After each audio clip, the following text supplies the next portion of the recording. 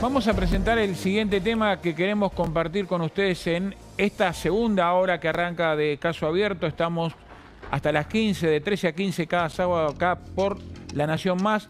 Pero presentamos el tema que vamos ahora a debatir y que les va también a ustedes que están en casa a despertar una cuestión vinculada a ¿qué hago? ¿Me armo o no? Lo presentamos. Barrio Carlos Gardel, quien cae es un chiquito de 14 años, le quería robar la camioneta. El propietario de ese vehículo era un prefecto que estaba retirado, se identificó, disparó y mató a este ladrón. Efectivos de fuerzas de seguridad o civiles que están armados y matan a delincuentes. O sea, son casos de homicidios cometidos en legítima defensa. Robar y morir a los 16. Es que apenas puso un pie en el piso, este delincuente cayó muerto de un balazo. Quería robarle la camioneta a un jubilado que estaba estacionando en la puerta de su casa en Villa Madero. Pero el hombre, de 78 años, estaba armado y se defendió a los tiros. Este hombre está en libertad. ¿Por qué? Porque el fiscal determinó que no iba a imputarle ningún cargo porque el jubilado había actuado en legítima defensa. Ocurrió ya hace 5 años.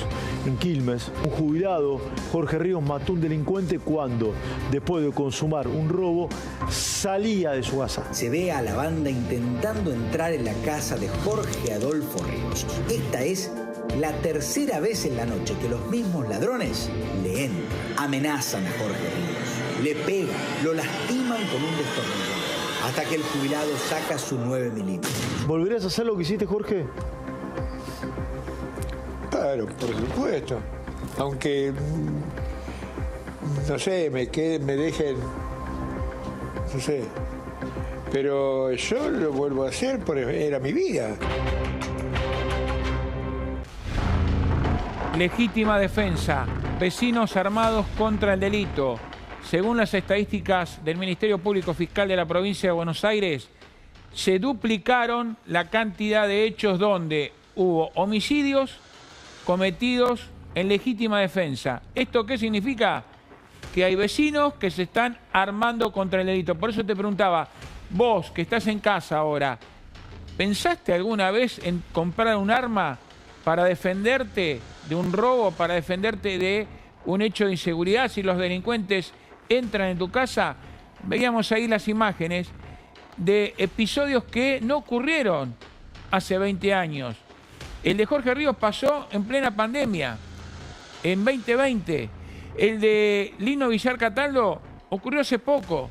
El médico que mata a uno de los delincuentes ahí en la zona de Loma Hermosa, cuando estaba atendiendo en su consultorio.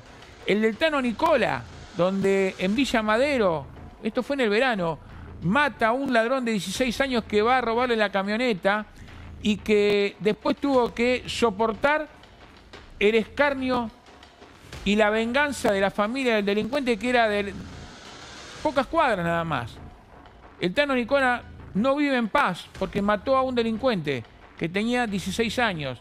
Él estaba armado porque ya lo habían asaltado varias veces. Después hubo un jubilado en Lavallol que mató a 2 de los delincuentes que entraron a robar en su casa. Y vamos a repasar en placas esto que vemos en imágenes. Calles Salvajes, 22 homicidios en legítima defensa en 2023 en territorio bonaerense. Pero miren la placa que sigue, cómo aumentó. 47 muertos por enfrentamientos en caso de legítima defensa registrados en la provincia en 2024. 104% aumentaron los casos de legítima defensa de 2023 a 2024. Y estos no son policías nada más, ¿eh? Hay vecinos comunes que terminan matando de manera involuntaria porque ellos no quieren. El factor provocador es el delincuente que va a la casa.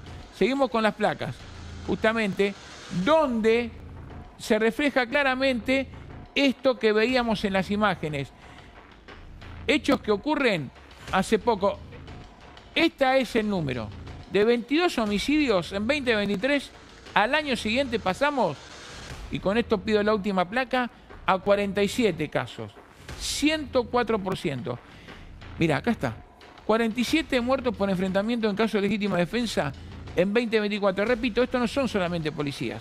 Acá hay vecinos que han tomado la decisión de armarse porque están cansados de la inseguridad, porque ven que el Estado no los cuida, como recién decía Baqué y Gerón. Ante la ausencia del Estado, hay gente que toma las armas para evitar que el delincuente que entra en su casa se meta con su familia o agreda a su familia.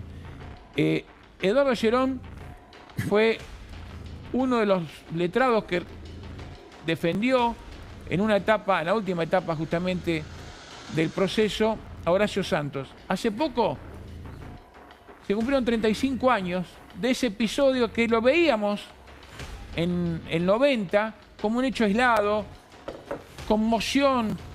Se hablaba en los bares, Jenny, se hablaba en los trabajos de lo que había hecho Horacio Santos. A Horacio Santos le robaron por 12ª vez el estéreo de su Coupé Fuego.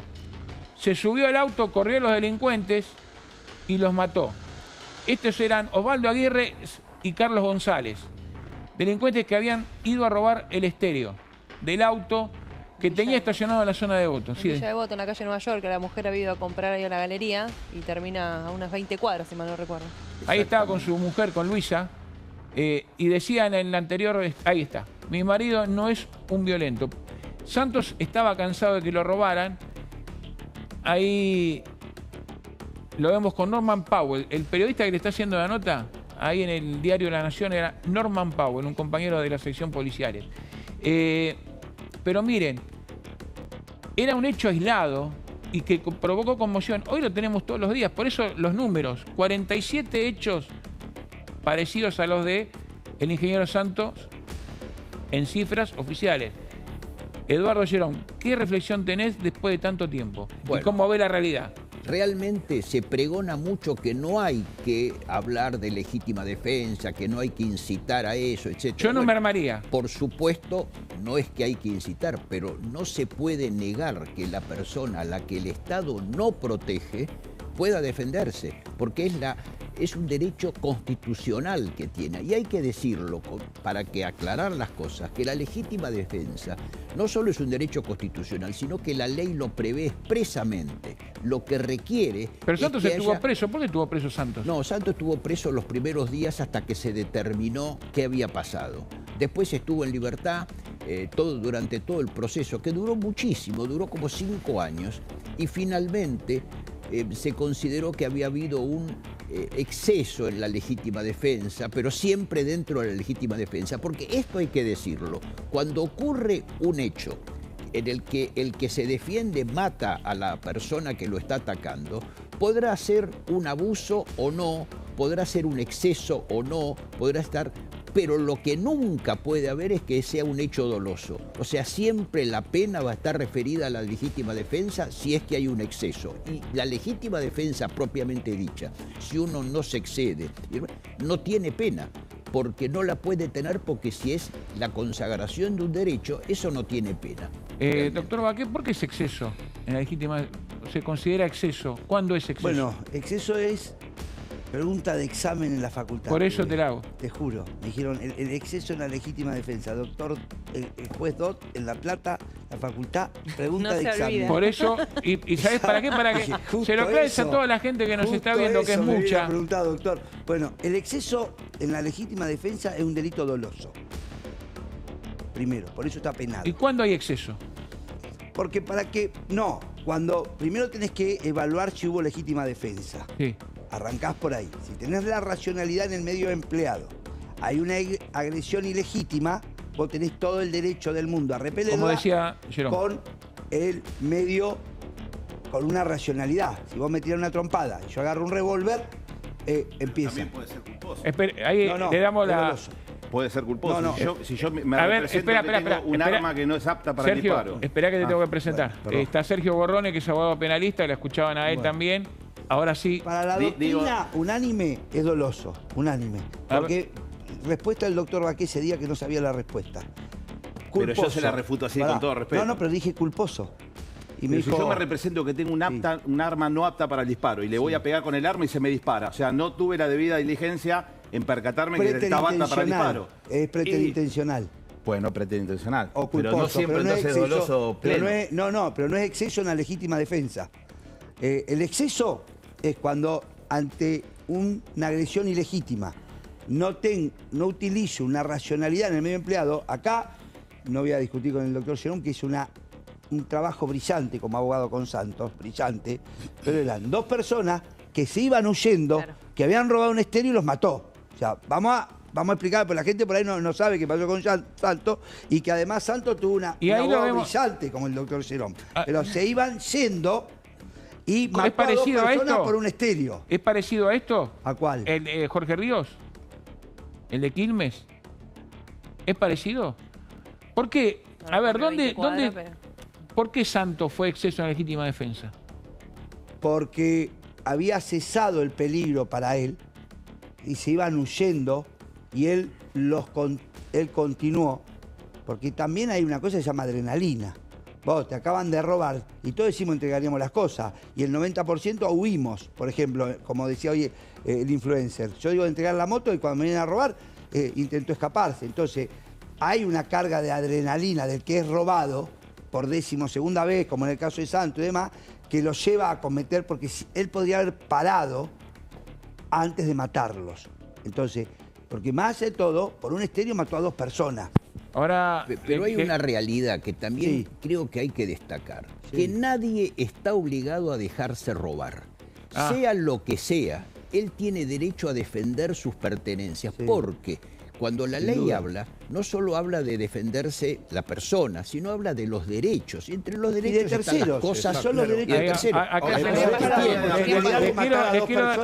De matar a 2 personas por un estéreo. Le quiero dar la palabra también a Borrone y a Jorge Alfonso, otros 2 abogados penalistas que invitamos para que nos ilustren, y a toda la gente, de por qué hay más casos de repente y por qué es o cuándo es legítima defensa o cuándo no. Gerón plantea un punto interesante. La gente tiene derecho a no dejarse robar. Exactamente. Y le pregunto a Borrone, el proceso de Santos duró 5 años. En 5 años tuvo que enfrentar todo tipo de vicisitudes, amenazas, scratches. 5 años, ¿es justicia, Sergio? No, no es justicia. Yo creo que el tema de la legítima defensa, hay exceso de legítima defensa cuando la persona que repele el accionar ilegítimo, o sea, se excede. O sea, en vez de utilizar, no sé, me viene uno a pegar una piña y yo le tiro un tiro. Entonces, ahí me estoy excediendo la legítima defensa. Y en este caso, cuando el delincuente termina de acometer la acción, es decir, ya no representa un peligro para mi vida, pero pone en peligro la vida de terceros y está huyendo, por ejemplo, en una carrera desenfrenada con algún vehículo, y en una boca calle y demás, pone en peligro la vida de terceros, yo creo que uno se encuentra legitimado para defender la potencial muerte de alguna persona que se cruza, a cancelarlo, a dejarlo fuera de combate para evitar que se produzca un mal mayor inminente de una persona que viene transitando legítimamente por algún lugar. O sea, pone en peligro la vida de tercero, que es el mismo bien jurídico tutelado que trata de defender cuando se defiende. Qué buen tema, ¿no? El que trajiste a la mesa, y la verdad que la editorial que hiciste fue extraordinaria. Suscribo totalmente con los colegas, con el doctor también, obviamente. Pero ahora yo digo que es ausencia del Estado. El Estado va a cambiar a partir de ahora. Hay un Estado que dice, el que las sale las paga. Me parece perfecto. Pero vos date cuenta, algo fundamental. La legítima defensa, primero tiene que cumplir requisitos. Voy a hacerlo lo más coloquial posible.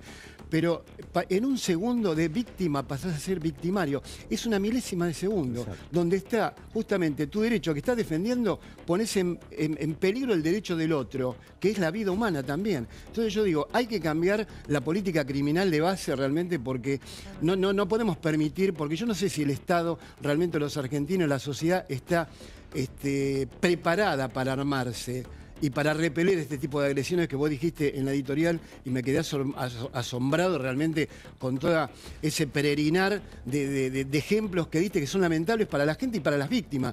Pero digo, vos sos víctima, pero en un segundo, porque hay que dirimir, y los jueces lo dirimen, en ese milésimo de segundo, que vos pasás de víctima a victimario. Y ahí está el problema. Ahora, somos conscientes, tenemos valores como para poder tener un arma y decir, no me representa yo no me armaría, pero yo no tendría un arma. No, totalmente. ¿Sabe qué? No tengo armas, no me interesa las armas, no me gusta, y tampoco quiero que la sociedad tenga que hacer el trabajo que tiene que hacer el Estado. Después de lo de Santos, me hicieron escribir en el diario si era cierto de que la gente se estaba comprando armas para defenderse de los delitos.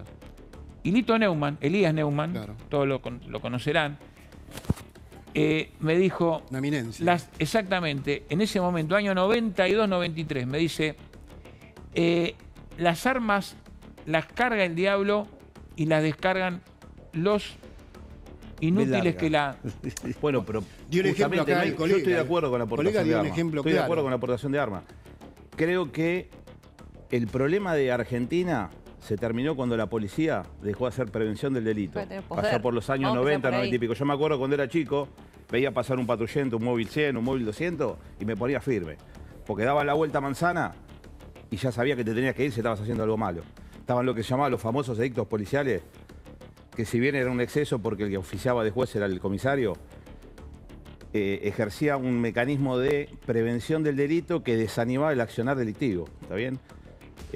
Aumentó considerablemente, se podía caminar por la calle. Yo me acuerdo cuando era chico me podía sentar. El acto punitivo, justamente. Exactamente, que vos se terminó la tarea primordial de la policía. Uno tenía que temor, es la prevención del delito. Pero éramos jóvenes y podíamos salir. Pero ahora había no, exceso, por eso hay que buscar un punto intermedio.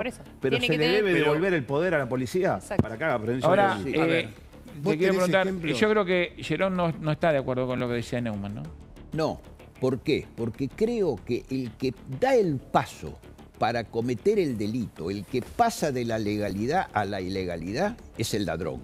Entonces, ese ladrón, al pasar a la ilegalidad, está quebrando ya las normas de convivencia y se está exponiendo a la reacción que pueda tener. Entonces, ¿qué se puede encontrar? Una persona que no se defiende, que entrega todo, una persona que se defiende y a lo mejor pierde la reyerta, y otra persona que a lo mejor saca un arma y lo mata o lo hiere. Entonces, todas estas reacciones, en la medida que estén respondiendo a un ataque que le está recibiendo de una persona que es ilegítimo, que es injusto y que además no tiene por qué ser necesariamente equidistante, porque si una persona viene con un martillo, yo tengo un arma, tengo derecho a tirarle un tiro. ¿Por qué? Porque no tengo otra forma de defenderme. Pero si coincido, pero el Estado tiene que estar antes de que esa persona se encuentre en esa No, situación. bueno, Porque no está preparada esa persona.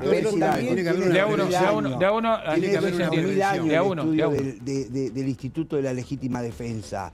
No es una creación pretoriana. La legítima defensa existe y empieza cuando alguien es agredido. Pero después hay distintos niveles de respuesta. Porque por más que el otro quiebre, porque si no vamos a decir, me vienen a robar y tengo derecho a torturarlo, a vejarlo, a violarlo. Proporcional. A torturarlo, a vejarlo, a violarlo, porque el otro entró en mi casa y quiso violar a mi hija, entonces yo tengo... Eso ya pasa a ser ojo por ojo, que no existe. Lo que existe es, ante una agresión de alguien que rompe el estado jurídico de tranquilidad, de paz o de no... O de propiedad también, o de no cometer un delito, o de no cometer un delito... Ante alguien, yo tengo todo el derecho de ejercer la legítima defensa mía, de mi persona, de mis bienes o de terceros. Ahora, también tiene 2000 años la humanidad diciendo, che, no podés excederte, no podés matar a dos que se van huyendo por un estéreo. ¿Por qué? Porque ese es el exceso. Si no hubiesen hecho nada y los mata, es un homicidio. Si hubiese hecho algo y los tenía a tiro, y sí, claro... Ahora, por ejemplo, con el ejemplo del doctor Gerón con un martillo. Si vos estás a 10 metros con el martillo, yo no tengo por qué tirarte un tiro. ¿Por qué? Porque si te lo tiro, lo más probable es que esté en un exceso en la legítima defensa. Ahora, te hago una pregunta. Tengo cerca y en actitud amenazante hay proporcionalidad, porque en 2 segundos vos estás en Ahora te hago una pregunta, sí. De acuerdo a lo que decía el doctor. Son milésimas de segundo en donde tu cabeza también, la adrenalina, la emoción violenta, todo lo que te hicieron. No te digo seguirlo a 20 cuadros y pegarle 2 tiros, pero si ocurre esta situación de que vos estás persiguiendo al delincuente y terminás asesinándolo en cuestión de segundos... Lo más probable es que sea legítima defensa. El caso de Avenida Libertador, Gustavo, el caso de Avenida Libertador. Claro, ¿Qué ocurrió? Sí. Es caso a caso. Claro. Es caso a caso. Claro. Vamos a decir, en milésima de segundo te digo estoy hablando acá a 2 cuadras, eso es lo que voy. Porque, si lo persigue 2 cuadras, es exceso en la legítima defensa. Aparte hay algo fundamental. El tipo penal del artículo 36 lo explica, acá los abogados lo saben. Es claro cuando es legítima defensa y cuando no hay exceso en la legítima defensa. Por eso los jueces, a veces que haya jueces que tengan la puerta giratoria, que entra un delincuente y sale por la otra, es otro cantar. Eso es para otro debate. Claro. Lo que yo digo es lo siguiente, hay presencia del Estado, tiene que haber prevención, porque bien decía el doctor, tiene que haber una política criminal que pueda prevenir lo Ahora, anterior ¿qué al harían delito. ustedes para que ¿Por qué tenemos que esperar que ocurra una muerte Exactamente. justamente para después actuar? Ahora les pido, con la brevedad del caso, a Borrone, a Jerome, a Baqué y a Alfonso, y después le quiero hacer una pregunta a Jenny, con la brevedad del caso, ¿qué harían para cambiar esto? ¿Qué harían para evitar o desalentar que la gente se arme para combatir el delito? ¿Qué harían?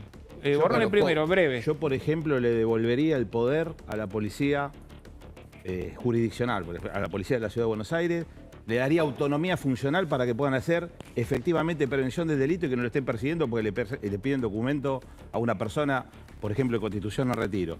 Y además capacitaría a las personas potenciales portadoras de armas y le daría la aportación de armas. ¿Jerome? Coincido plenamente, porque realmente la impunidad, como decíamos hace un rato, es lo que lleva a que cualquiera robe, cualquiera se ponga a hacer cosas que no debería, pero que están amparados pensando que no los van a agarrar porque no hay ni prevención ni represión. Entonces todo eso lleva a un estado de cosas que se está precipitando ante la ausencia del Estado. ¿Va qué? Yo invertiría en recursos tecnológicos. O sea, el robo de Twitter de 15 segundos no lo podés, no hay prevención posible. El que va a robar cree que no le va a pasar nada hasta que no pongamos, no sé, chip en las motos. Pero eso es prevención. Personas, por eso, pero a otro estamento, pero es prevención. Recurrir al elemento tecnológico. Claro. Es lo único que puede detener. Y la segunda cuestión es que aflojen con el tema de la droga, muchachos, porque nosotros no producimos droga. Estamos en Bolivia, es donde se produce, transita miles de kilómetros la droga para llevar al conurbano y a la provincia de Buenos Aires. Jorge. Empiecen a parar con eso. Algo que creo que todos van a estar de acuerdo. Hace pocos días, 48 horas, 900 efectivos policiales nuevos. El secretario de Seguridad de la Ciudad Autónoma de Buenos Aires los incorporó a la policía de la ciudad. ¿Te parece que no es un detalle menor? Me parece que es un detalle fundamental. O sea, está volcando todo a la prevención, al estar en la calle, al caminar la calle, al prevenir el delito. No tenemos que esperar que ocurra la muerte, porque todos nos quejamos después que ocurre la muerte. Pero pensemos que el valor vida en el Código Penal, en el catálogo penal, ¿cuál es? La vida. Es fundamental eso. Aprovecho que Jenny se salió de la mesa porque va a presentar otro tema, pero antes de que presente ese tema le quiero pedir su impresión también sobre los casos de hechos de legítima defensa o tiroteos que tuvo que ir a cubrir. ¿Qué piensan los vecinos o qué pensaban los vecinos, Jenny, cuando vos ibas a un lugar a cubrir un hecho donde había un vecino, un policía, había matado a un delincuente? ¿Qué pensaban los vecinos? A ver, ¿Con qué te encontrabas? Estaban completamente de acuerdo. Y cuando justamente no sucedía la legítima defensa, y me pasó durante esta semana que asesinaron a un efectivo retirado de la PFA, muchos de los vecinos te decían, él estaba armado, por eso dio la voz en alto, lamentablemente lo asesinaron. Y muchos de ahí que tuvimos la posibilidad de hacer notas te decían, yo estoy armado, yo me voy a armar, es la vida de ellos o la mía. Es como que están de acuerdo, lamentablemente, ante esta situación con el peligro que conlleva hoy tener un arma cada uno en su casa, ¿no? Porque, a ver, no es tan fácil tener un arma y ya está, es tener un arma, saber usarla, saber que en ese momento si ocurre algo la tenés que usar y no todo el mundo está preparado para eso. O sea, diste un punto importante ahí, ¿no? Reclaman, sí. Un segundo, respecto a lo que dijo Jenny, creo que viene al caso, que tan es así respecto de la gente, que cuando un jurado popular está juzgando la actuación, por ejemplo, de este médico Villar Cataldo o de otro, lo absuelve. En cambio, algunas veces los jueces, cuando lo juzgan desde su escritorio, que no han sufrido nunca nada porque tienen su custodia, eso lo condenan. Más y la diferencia es clarísima. Conectado con la realidad. Y otro detalle, y con esto cierro el tema, es que hay mucha gente, por lo que contaba Jenny, no sé ustedes también si lo ven en la calle, que se está armando pero no dice nada. Claro. Eso, sí. No, de acuerdo a lo que estaba diciendo recién acá el colega, es llamativo porque digo, el jurado popular que por emoción condena, ojo con eso. Acá hay que No por condenar de emoción, acuerdo a la sino ley, porque por la también ha emoción. sufrido. Las causas penales no Es el son pueblo. pasiones, no, está bien. Yo entiendo, respeto y Es me el parece pueblo. genial que sea, he tenido juicios ahora vamos procurados. a seguir. Pero ojo con ese y tema que es fíjate peligroso, cómo será, porque tenemos una persona acá que va a defender a una de las acusadas de Diego Maradona y la va a juzgar un jurado popular, pero después lo seguimos. Voy a hablar con Jenny Di Serio, voy a ir a la pantalla, porque